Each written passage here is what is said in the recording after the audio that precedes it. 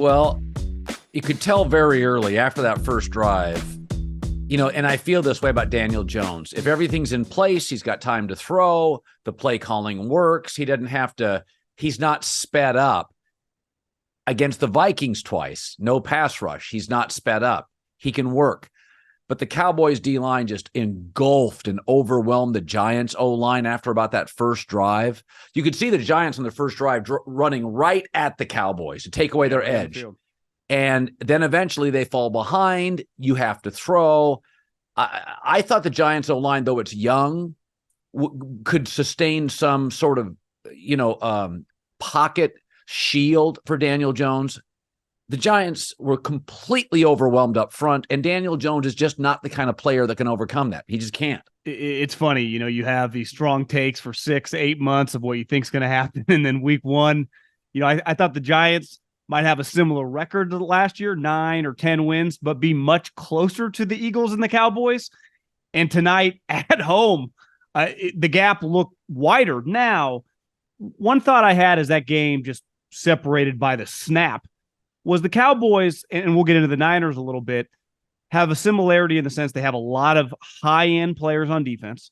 Dan Quinn is like a $3 or $4 million a year defensive coordinator currently. And they have all their guys mainly are in their prime, right? And they dominate at the defensive line, and they have a ton of good DBs where if you are a little off, they can really expose you. I mean, my take coming into the season, Colin, I don't know did you pick the Eagles for the East? I picked the Cowboys, just trying to mix it up a little bit. I think it might just come down to a field goal here or a fumble here between those two teams. I think the Cowboys, now it's hard to judge Dak. He didn't have to do anything. Their defense has a chance to be the best in the league. And anytime that's the case, I don't care what year, if it's the 70s or 2023, you got a chance to win a lot of games. Yeah, they didn't ask much of Dak tonight, and that's when he's at his best. I do want to pivot. Whenever we talk, I like to talk about the Niners because you're so connected to them.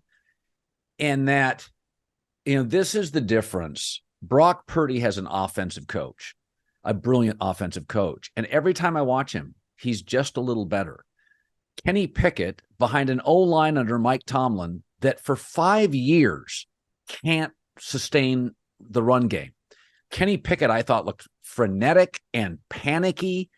I thought it was the difference in two young quarterbacks. I don't love either's talent. One has the ecosystem, the offensive culture. I got to be honest on Brock Purdy. I don't think he's gifted, but John, he delivers the ball. I mean, I think do I have to just come to terms with this is going to be an NFL starter for a while? Yeah, I mean, I think anytime that a guy gets drafted because of, late, because of limited physical skills, if he's going to have success, it's going to be a lot of intangible stuff, right? His intelligence with football, his drive and desire, and then instincts, right? Just it's hard to really quantify. You're not going to see him on a bench press or at a combine, right. But when you watch him, you kind of see it. And I think historically we've seen that in guys, Tony Romo, just guys that just have a natural feel for playing football. Now, it doesn't mean they're ever going to be Peyton Manning or Tom Brady or Patrick Mahomes, but the kid has something special. And I also was thinking today watching Anthony Richardson, why you take a swing, because you've been talking about this now for a while. The hit rate on quarterbacks is hard. It's not even close to 50-50. So the chance that you're going to, when you draft the Kenny Pickett's, I know Mac's numbers look better. I'm still not a huge believer. For them to hit their ceiling, which is actually lower than most of the high-end guys, probably middle tier floor, everything has to go right. And I think you saw with Kenny Pickett, the Niners, like the Cowboys, are an elite defense. So they're going to get after your ass. But to be good, accuracy, timing, rhythm, under control, if he plays frenetic, he's not Josh Allen. He's going to look atrocious. I mean, what did he look like today? A bottom 5 quarterback beside like one drive? Because his physical skills are not there. A lot like Mac. When Mac plays outside of it, you're like, what is going on? That's where Purdy can kind of play make a little bit, and he has it, right? But because of the infrastructure that they have, the offensive play, the play caller that they have in Kyle, and let's face it, their offensive weaponry, you could argue the top 4 Niners, McCaffrey, Kittle, and the 2 receivers, Ayuk and Debo, are as good of a 4 as any in the league, and probably the best. top to bottom, those four.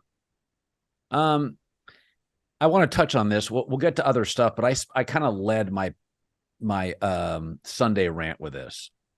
Years and years ago, when I worked at another company, and I just had left it. One of the people at that company, ESPN, had called me about a certain host and said, "Hey, what do you think? We think he's really smart." And I said, I don't know how smart Charles Barkley is. I'm sure he's pretty smart, but he's good on TV. I said, I don't know how smart Terry Bradshaw is, but he's good on TV. You run a TV network. Like, make sure that's the lead. Is this person good on TV? The person got a show. It didn't work very well, blah, blah, blah. Brandon Staley's smart. I always hear how smart he is. He always wins the press conference. I don't think I've seen a defense in 3 years give up more third and longs. And it's not like they have atrocious defensive personnel. They've got a Bosa. They're active. Everybody was healthy today. I thought you could see such a gap between McDaniel's clever offensive coaching, especially when they got into tough third and longs with Tua, who's not mobile. Justin Herbert's a big, strong physical player. But as I watched that game, Vic Fangio dials up a couple of late blitzes, which he's not prone to do. Chargers are not even equipped to block it. And I look at Brandon Staley and I think, I'm sure he's a smart guy. I don't see the coaching. I always worry, John, when your side of the ball, you can't master in the first year. Daboll fixed Daniel Jones to some degree, right? But the defense, you hire a coordinator. What are the people inside the league saying on Brandon Staley?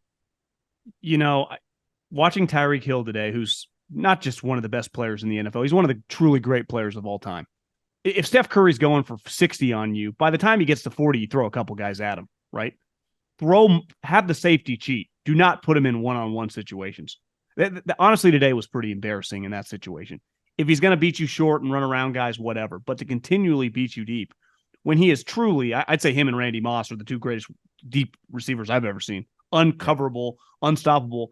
And if you don't put another guy over there, you have no chance. And, you know, it's funny you bring up the intelligence. I remember when I was scouting, I was hammering a guy for low GPA, but the football coaches all said that he was actually a football genius. And it goes back to like Jason Kidd. It took him like 5 times to get the minimum amount of SAT scores to get into Cal. He's like the smartest basketball player ever. They're not playing school, right? They're playing football. Just like coaches. Andy Reid would tell you he's not a Harvard grad, but his football intellect is really, really high. And I think I've always thought Brandon Staley talked like a guy who watched YouTubes of coaches the way they were supposed to speak. And listen, no one disputes like his ability on a whiteboard to tell you what you should do. But eventually in these situations, you have to call, and he's the defensive play caller, that today was Tyreek's going to get his, but the relentless nature of that over and over and over. If Jalen Waddle or some of these other random guys on the team are going to beat us, we'll tip our hat. But we're not going to let Steph Curry go for 70 points here, but once he gets to 48. And that's what it felt like. And listen, I'll defend Justin Herbert. He can have his moments, but I think Justin Herbert's a stud. I think he's a better player than Tua. But I heard you talking about this, you know, on the open about, you know, Tua and the play caller. I mean, he just has a huge advantage, right? Yeah. That's what made the 49ers kind of unique. A lot of teams, if they would have lost the equivalent of Mike McDaniel, who played a big role in their scheme, influenced the offense, helped Debo a couple years ago become kind of that running back, they would have been screwed. But Kyle's the play caller, right? And so Mike goes on and they both kind of can thrive. Where, you know, you get Brandon Staley, it's like, what are you doing on defense? It just, we've watched it now 2 years plus this opener. Doesn't feel like anything's changed because it can't be disputed, the talent, the players they have, and their ability. I mean, they should walk to 12 wins. Can you believe we've had 7 months without an NFL game? That's crazy, right? Well, good thing that's over. The NFL is here.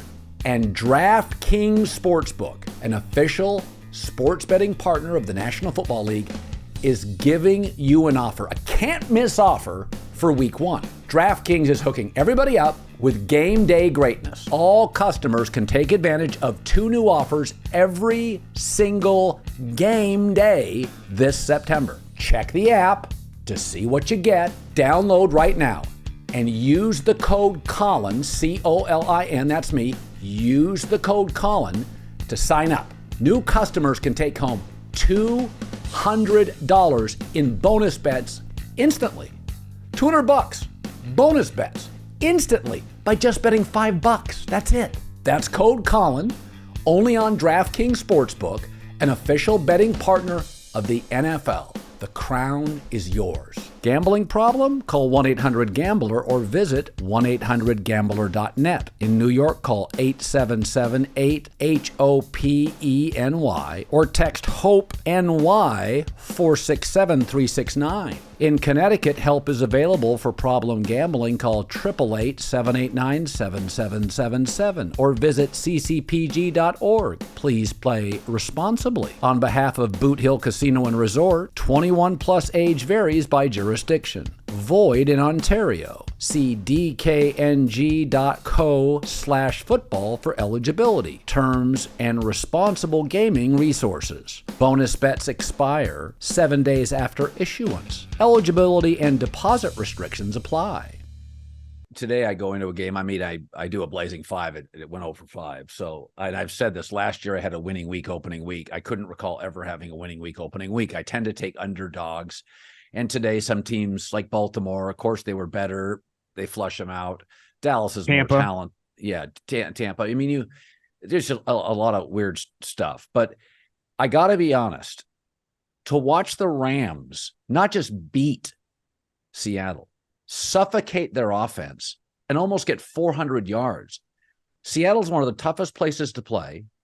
The defense is Aaron Donald, and I mean just a bunch of 21-year-olds. Like they drafted 14 guys, they all made the team. Like they just need players. Yeah. That wasn't second half, that wasn't close. I mean, 3 and out. Again, offensive coach, talented quarterback. Rams veterans outside of Cup are healthier. Is this the Rams, or is it just sort of a one-off that, they're not terribly deep, they'll get banged up, but I watched the second half of that game. I'm like, okay, this isn't competitive. This is not a competitive football game. Niners beating Pittsburgh the way they did was surprising.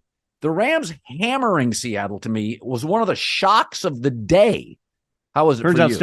Turns out Stafford's been studying that scrapbook of all the guys' names, huh? Because here's the reality. If he is healthy, he can go toe-to-toe with anyone in the league on a given game. I don't care who he's playing with, because he's used to playing with inferior teams for a decade plus in Detroit. I know they had some years where they were talented, but he played with a lot of bad teams. Every time I looked up, Stafford was clearly awesome today. I mean, he was throwing seeds all over the field. The number one thing I thought about Seattle coming into this season, and everyone just chalked them up because he is a great story. He's easy to root for, and we're all humans. When you see a guy kind of go through the mud and then come out, and the perspective that he has, who's not rooting for Geno Smith when you hear him talk? But in the history of the league, most guys, they might have a year like that. They usually don't go on to resurrect. What Rich Gannon did in Oakland is like an all-time outlier situation, right? So, and most people, and I'm guilty of this too, I just chalk Seattle. Oh, yeah, they'll be 10 wins. Their roster's pretty good if Geno's just solid. Well, what if he's not solid? What if he's bad, right? He's 3-7 in his last 10 games. In a lot of those games, several against the Niners, he has not looked good. He looks overwhelmed. He's not a great athlete, so he's not going to make plays out of nothing. And if they're not blocking for him as they did today, he's in major trouble. I mean, he was atrocious. He was really bad. And Stafford is, listen, as you said a long time ago, they tried to, trade the pay cuts. He makes a lot of money, but he does make a lot of money for a reason. When they gave him the contract, no one thought it was that crazy. His talent, when he's on and he's healthy, when Matt Stafford is healthy and playing well, he's a high-end Pro Bowl level guy. I do think it's a little bit of a red flag, though. What if Geno comes back to earth? And what if he's the 23rd quarterback in the NFL this year, not the 14th? Yes, and the Seahawks, one of their tackles got hurt. So it's like, now it's Geno with pressure and not the protection he got last year. So it's like, I mean, I think you said it best to start. We all have these storylines. We're all filling time during the baseball season. And then week 1, and you're like, Sean McVay's a really good coach, and they actually have some pretty good offensive personnel. I do think you got to be careful, and I'm guilty of this, just like we all are, overreacting to week 1, right? Everyone will write off the Giants, and you'll look up, and they'll be 4-2. The Steelers next week, playing the Browns. Everyone's going to take the Browns, I'm sure, because of what happened today in both games.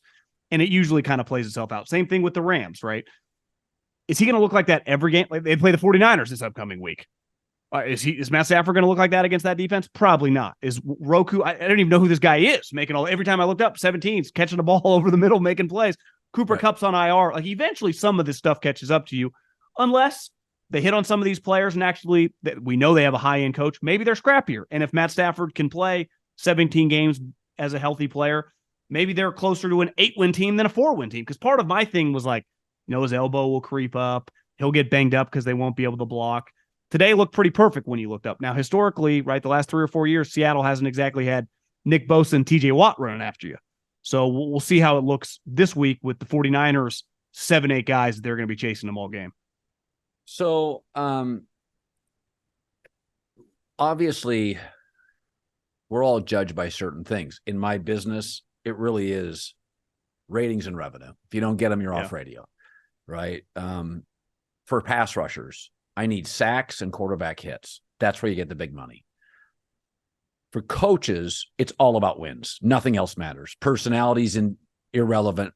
Quarterbacks, it's mostly about winning. But if you do have talent, people will stick with you longer and see if they can turn it around. But Justin Fields is now 5-21, got dragged as a home favorite.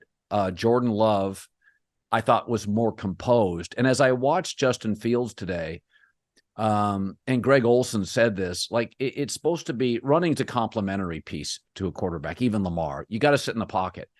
And I still don't see a really, truly comfortable, consistent look around the field, go to a second, third read quarterback. He is incredibly dynamic. I almost feel like it's a curse.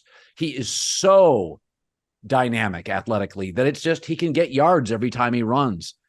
But I mean, where are you now in Justin Fields? And again, it's not like Jordan Love tore everybody up, but Jordan's got a better O-line. Jordan had a better run game. But I feel like it's the curse of being gifted. Cam Newton had some of this, where it's like, I can run and get yards. Josh Allen, by the way, until Daboll got that, I can run and get yards. Where are you now on Justin Fields? Because he didn't look, that was an ugly loss at home. I had the volume on that game, and let me just say, I think Greg Olsen is the best young former player on TV right now. I mean, he's really good. He really is. He's a stud. Listen, going back a couple years, I lean with guys like Justin Fields coming out in a draft, right? The size, the arm strength. He did it at a high level in the playoff game. Obviously, the athleticism, the blue chip pedigree. But let's face it, a lot of coaches in the NFL, and listen, they don't always agree with us that talk about it. With scouts, sometimes they can, don't see eye to eye. But with quarterbacks, they view a lot of the intangible stuff, the processing, how they see it. And that was a huge knock on him. For example, Kyle Shanahan wanted nothing to do with him. It was between Mac and Trey Lance because he didn't think he could process. So when you watch today, he looks exactly to me like he did in the middle of last year. It's just the same exact player. If it's not there, you just kind of run around, right? Makes a couple plays in the flat. Now, going into this game, I love the Packers, and I had no clue what Jordan Love was going to look like, and I assumed Justin Fields wasn't going to be great, just because I think their team is a lot better than the Bears. The Bears are not very good. Their line's terrible. Their defense is more questionable. These are all businesses. The Packers are a well-run business. The Bears aren't. No, exactly. But I think I said this to you last time we talked. I do think the Bears are going to be in a good position if this doesn't work out, because they won't be good, so they're going to have a high pick, and they have Carolina, who's going to have a very long year. So if sometimes you're in a position where it's like, we're going to end up with a 6th pick, and we had this guy that we traded up for, that's not going to be the situation. It's going to be an easy pivot. But today was not a good day for him, just in terms of the eye test. Obviously, statistically, it wasn't great. As an athlete, he is remarkable. I mean, remarkable. He is Michael Vick, Lamar, but he's got a little more power. He's got like Jalen Hurts power to him. He's a special athlete. But to be good at that position, especially what they're kind of looking for. And think where Ryan Poles come from. He was around Patrick Mahomes for years. He didn't draft the guy. So the clock really was on all off season when they added DJ Moore. I think he's going to be in major trouble as the season progresses, because I don't think their team's that good. Right. And honestly, he just has some flaws that maybe a lot of the coaching staff around the league that evaluate him would say he's always had. Football is officially back. No more preseason games. The regular season is here. Listen, we all like watching football on TV, but nothing's better live and in person. And the best way to get tickets to any of these games is at Game Time, the fastest growing ticket app in the entire United States. For last-minute amazing deals on tickets to see your favorite football team in September, download Game Time. And it's not just for football. Baseball playoff games, comedy shows, concerts all across the country. Download the Game Time app and use the redeem code Colin, C-O-L-I-N, $20 off your first purchase. Terms apply. Get out and have some fun this weekend, baby. Download the Game Time app today. Last minute tickets. Lowest prices guaranteed. Game Time. Now, what did you make of Jordan Love's performance? Again, better protection, nice run game, mostly hit the throws that were available. I thought he was, I would just say, steady. And I thought he had a certain pace to him that was comfortable. That was you're a former scout. That's what I saw. I mean, he missed a big deep ball. I think they called it PI, but he overthrew him by a ton. Obviously, the play LaFleur schemed up on the throwback that I think was a touchdown. Yeah. He's definitely has some athleticism. And clearly, he's not terrible. I think it's hard to judge. I think I'm going to need about 3 or 4 more games to feel like, okay, they got something there. Or by no means am I putting the stamp of approval on it. But today was definitely a positive. I think he inherits, and this was always talked about with Trey Lance forever with the 49ers and why it's easy for Brock Purdy now. The team is pretty good, right? Watson, who had 8 or 9 touchdowns last year, was on the sideline in street clothes. He'll be back. Now we'll see what happens. Aaron Jones had a hamstring or whatever. He's excellent. They have a good offensive line. They have a ton of highly drafted defensive players. It was always the beef with Aaron Rodgers, like, wait, you do understand you got it pretty good here. You got a lot of good players around you. You're not playing for the Houston Texans here. And I think Jordan Love got pretty lucky in the sense that that's the team that drafted him and the way this all played out. Now it's going to get harder, right? When you start just playing, the Lions are a much better team, right? And then you have to look at their schedule, but the Bears, decent chance they're one of the worst teams they will play all season, even though it was a road game. Yeah. All right, finally, Jets, Bills. Chad Millman's a real sharp bettor, and he said, and who else did I talk to? It was Eric Mangini said this, is that Aaron Rodgers on a Monday night in New York, he's going to be dialed in. And when Aaron's dialed in, now we've seen times when he's not dialed in for the offseason. He can, we've seen when he's not completely committed, he's not as good, and he has aged. But I just have this feeling he's really been really laser focused. My guess is we have ourselves a really fun game tomorrow night. Is there any side you like? What do you expect to see? I've come around on the Jets. Now we got to see how Becton, if he can just stay on the field and if he can just be a functional right tackle, because the 49ers have a bad right tackle. You can function with a questionable right tackle, right? Most are not Lane Johnson.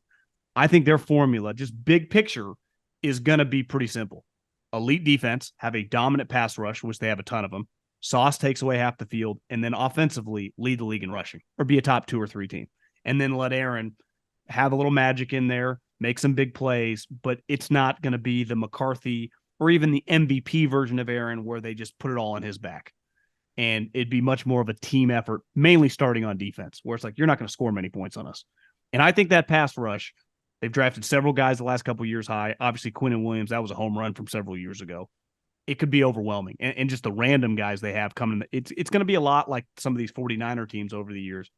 And then you just got to hammer the run game. And we'll see. I mean, there's going to be a microscope on Nate Hackett, right? I mean, he's going to be talked about a lot. Every play that he calls, him and Aaron, does Aaron override him? Because Aaron, likes being in the shotgun with 4 or 5 wide. That's where he's most comfortable. And historically, he's had a lot of success. But I think for this team, with the way they're built, with their questions at offensive line, get them under center like LaFleur did right when he got there and hammer the run. And the one question with Buffalo, right, which is weird because they're this cold weather, blue collar city, it hasn't really been a tough team.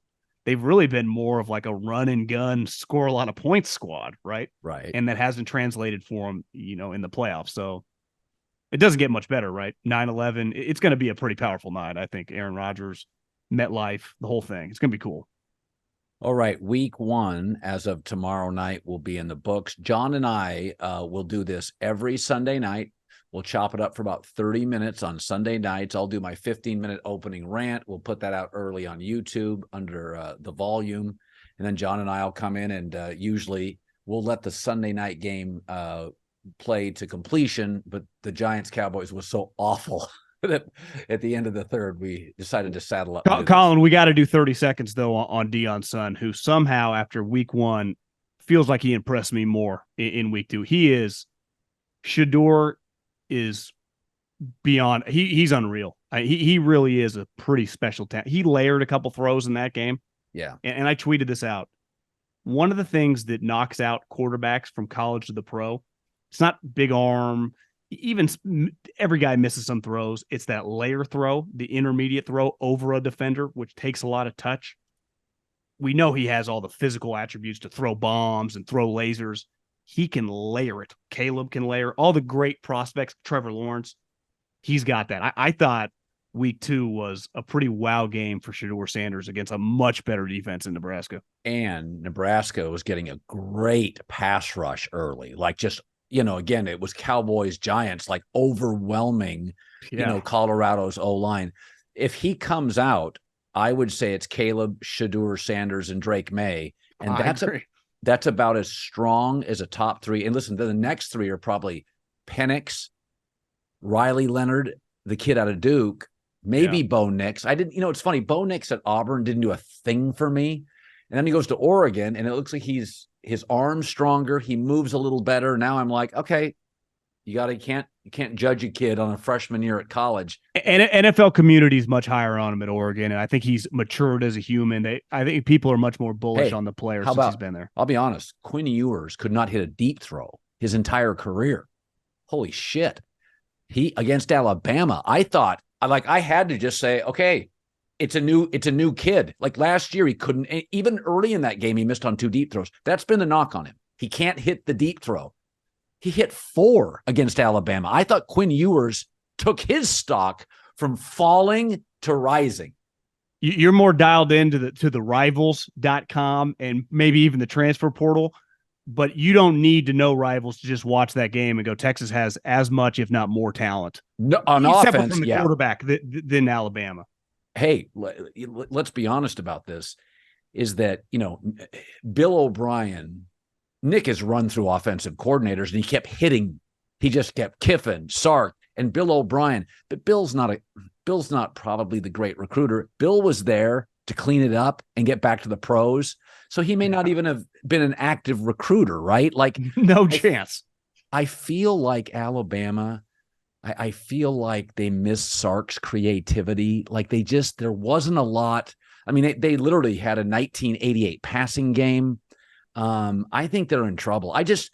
I don't think you can win at the highest level in 2023 and be just an athlete that can't throw at quarterback or bad at quarterback. I don't care what your roster is. I watched Clemson and Duke. How many players does Duke have that Clemson recruits? And Clemson took it to the woodshed. Five max, but one team had a great quarterback, and it's a difference.